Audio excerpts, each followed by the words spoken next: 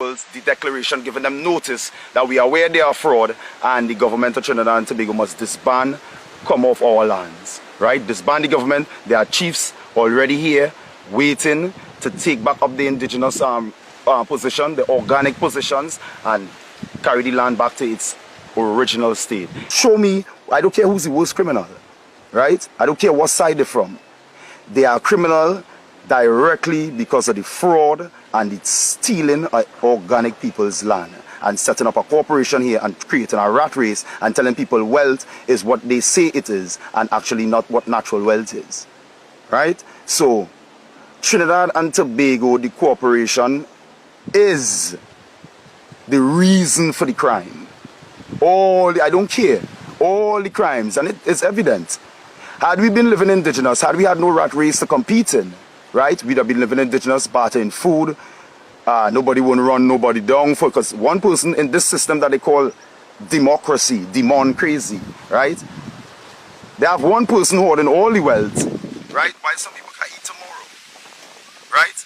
And most of the people that they do this to is the people who look like me and you, who actually are indigenous and own these land that these people feeding the fat offer, right? And operating like greedy capitalists. So they love this system. This system is over.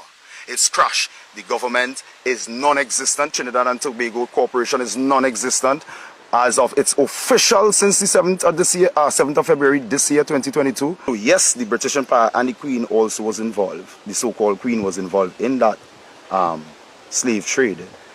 But what is more important to know, they were also involved in stealing the indigenous lands for the people who were already here, like my ancestors, right? They stole those lands from these people here, set up a corporation here.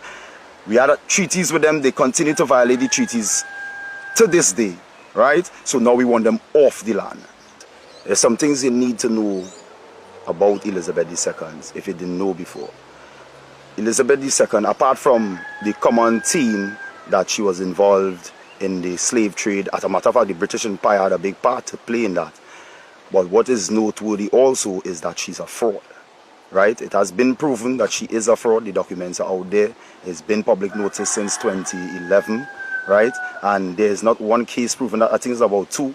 In 2013, the common law court issued a warrant for her arrest, right? A one-year warrant for her arrest. So it is important to note that Elizabeth II is a fraud, right? So as it pertains to this island and the history of this island in terms of the 1976 Trinidad Act enacted by her, all those things are fraud.